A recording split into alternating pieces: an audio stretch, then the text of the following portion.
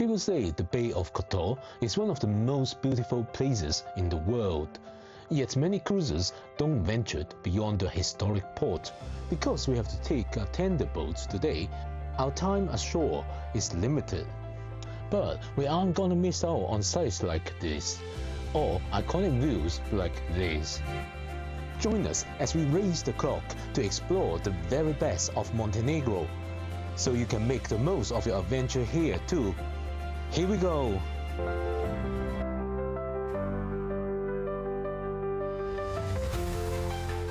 Well, welcome back to our Greek and Adriatic cruise on Voyager of the Seas. We've left Greece behind, and after a day at sea, we've now arrived at beautiful Montenegro. It's day 6 of the cruise, and today we are starting the Adriatic part of the cruise with Kotor.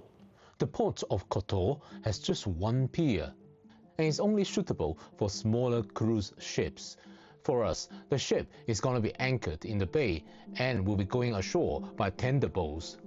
I actually got up incredibly early this morning, before 6, to queue for the tender tickets, as we got a private driver waiting for us at 9 o'clock, and I wanted to make sure we didn't miss out. So getting up early did pay off. I got tender ticket number 3. One of the main reasons we chose this cruise was to experience the spectacular sail-in to the Bay of Kotor.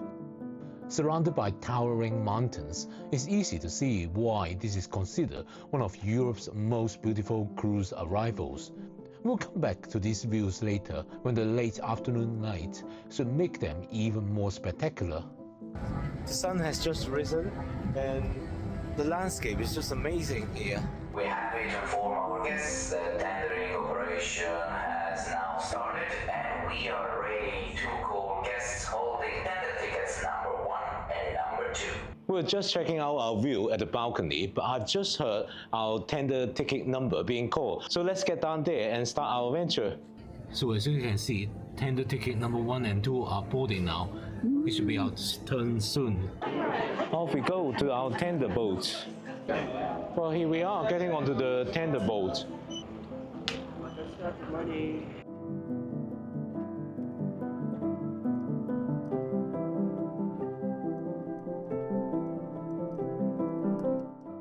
So it takes only a few minutes for the tender to get us to the shore.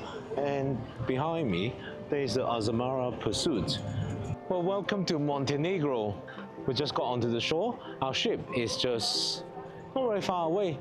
You can see Voyager of the Seas back there. So we just met up with our driver now, and we go to our car. With limited time in Montenegro, we've hired a private driver to help us see as much as possible. Our first stop is the beautiful town of Perast. So after about 25 minutes driving, we've arrived at Perast. Perast is a tiny but impossibly picturesque town on the shores of the Bay of Kotor with just a few hundred residents. Yet its most iconic landmark lies just offshore in the middle of the bay.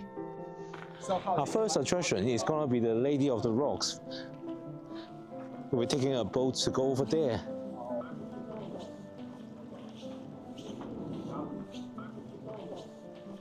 The cost of the boat is €10 per person. It's return price. What we got here, the first thing is only $9.20. There's already so many people waiting for it. It's only a short boat ride, but this little island has one of the most fascinating stories in Montenegro. Our Ladies of the Rocks is a little island right off the coast, and there are boats running to it all day. It's actually a man-made island. Legend has it that back in 1452, after a shipwreck, local fishermen found an icon of Madonna and the Child on a rock in the sea. After that, whenever they returned successfully from a voyage, they lay a rock in the bay, grateful for the safe return. Over time, these rocks built up into the island that we see today. It's a fascinating story, isn't it? Now, the chapel on this island is what most people come here to see. It was originally a Serbian Orthodox church, but later it was taken over by Roman Catholics, and in 1632 the present church was built. Inside is covered with 68 painting and fresco by a local Peras artist from the 17th century. Well, we were among the first people to get on a boat to come here, and when we first got here, it was really quiet, but now, after 20 minutes, it's so crowded already. And just like that, it's already time to head back to Peras. The visit here is quite short, unfortunately. You're usually given around half an hour before your return boat is due. You get back on the same boat that brought you over to the island. So we just got back from the island to Peras. We're just going to quickly walk around to see the clock tower. Well, behind me, this is a beautiful clock tower of Peras. For a small fee, you can climb to the clock tower for stunning views over the Bay of Kotor and its two islands. We've just seen Our Lady of the Rocks, but next to it, you have St. George Island. It's home to a 12th century Benedictine monastery, but it's closed to the public. Right, Peras was lovely, but with a lot more to see today, it's time for us to continue our journey. And we are on our way to the next place. We're heading to our next destination, Budva. So we just arrived at Budva. Budva is one of the oldest settlements on the Adriatic coast. It's over 2,500 years old. Over the main gate, you can still see the remains of the emblem of Venice, the winged lion of St. Mark. The star attraction here is the Old Town, or Stary Grad, as it's called here. Much of the old town was ruined by the two earthquakes in 1979, but it has since been fully rebuilt and it looks stunning. It's like a mini Dubrovnik with marble streets and Venetian walls rising from the waters below. And once you're inside the old town, you can easily get lost. It feels like a maze here. Inside the Stary Grad, there are many interesting landmarks to discover. Our first stop is St. John the Baptist Church, one of the most recognizable buildings here, with its tall bell tower rising above the old city walls. Right next to the church, you can see the remains of an ancient Christian basilica. These ruins date back to the 5th century and were uncovered after the 1979 earthquake. Just a short walk away is the Holy Trinity Church. From the outside, it has a Byzantine stone facade, but the real surprise is inside. The interior is absolutely stunning, with colorful frescoes covering the walls and beautiful golden details throughout. It's a small Greek Orthodox church, but the atmosphere inside is incredibly peaceful. But one place that you don't want to miss out is the Cittadella, which is at the highest point of the old town. There's a small admission fee, and inside there's a library with rare maps and books. But the main reason to visit is to walk along its historic stone walls and enjoy the panoramic views of the old town's terracotta roofs, the Adriatic Sea, and St. Nicholas Island. From here, we'll be seeing the Adriatic coastline stretching out before you.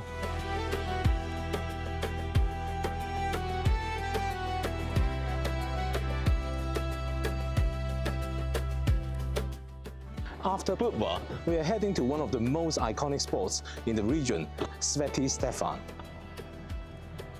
So Sveti Stefan is about 15 minutes drive from Budva. So we have come to the Sveti Stefan Island, which is actually a man-made island connected to the mainland by a narrow causeway. It was once a 15th century fishing village, but it was converted into a luxury resort in the 1950s. You can't actually go inside unless you're a guest, but the views are worth the trip alone.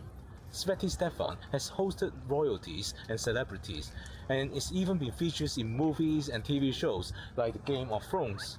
After the breakup of Yugoslavia, the resort fell into disrepair. But in 2009, it was purchased by Arman Resorts, and they restored the place to its former glory. While the island itself is a private resort and you can't go inside unless you're a guest, you can still enjoy the beauty from the outside from the beach. After Sveti Stefan, we started heading back to Kotor. We'd hoped to visit the Serpentine Road, but with our 6-hour tour coming to an end, our driver suggested a closer viewpoint that still offered spectacular views over the bay. If you've been enjoying this video or find the info useful, please remember to give it a thumbs up. It really helps the channel. Be sure to also hit that subscribe button so you don't miss out on more adventures from our Greek and Adriatic cruise. Well, finally, we've arrived back in Kotor and we've said goodbye to our driver. Now we're going to spend a bit of time to explore the Old Town, which is one of the best preserved medieval towns in the entire region.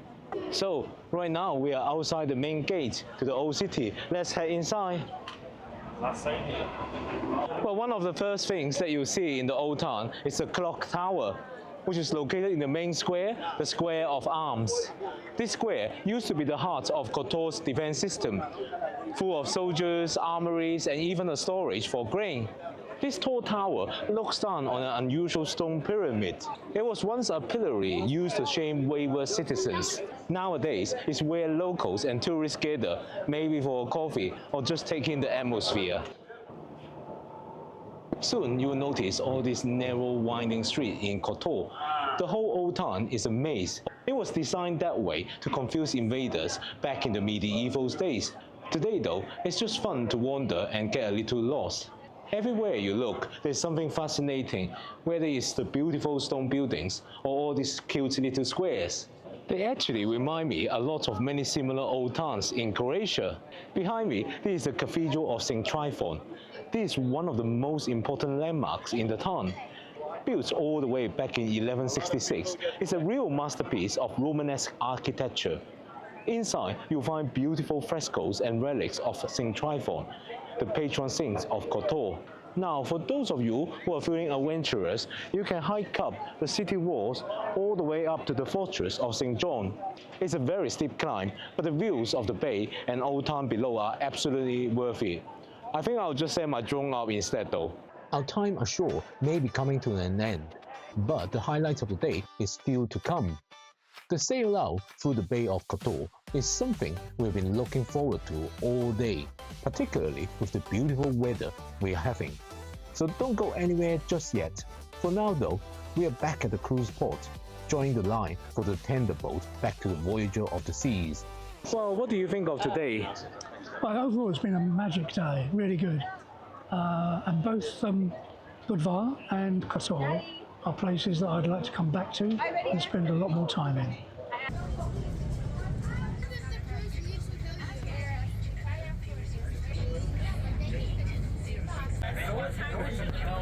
After getting back to the ship, we got some lunch from Cafe Promenade. I got a few slices of pizzas, but now the ship is starting to sail, so let me show you the sailing out. The captain has promised that it will be absolutely amazing. You know the view is good when even the captain is looking out, watching it.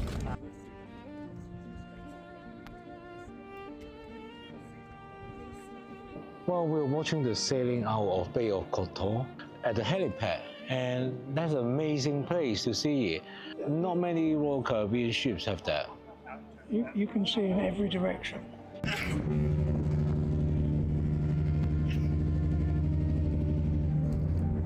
Well, we're now passing Peras that we visited earlier today.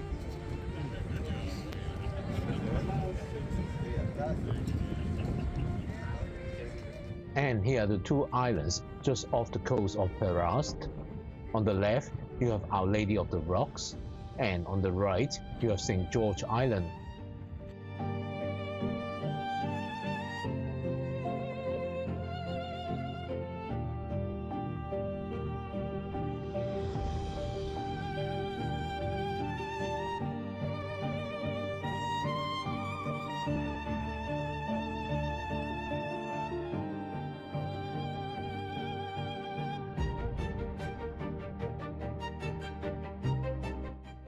Well, so behind us is Azamara Pursuit.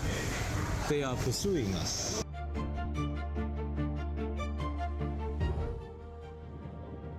As Voyager of the Seas made her way out of Bay of Kotor and into the Adriatic Sea, the wind started to pick up.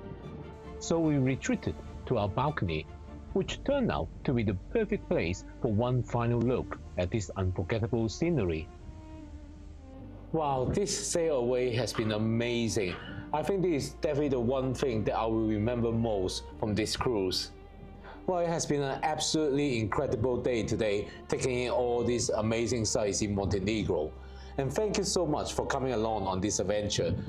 If you've missed our previous days on this cruise, where we explore 3 Greek islands on 3 consecutive days, click on one of these videos to catch up with our adventures. See you over there. Ciao! So exciting, so delighted.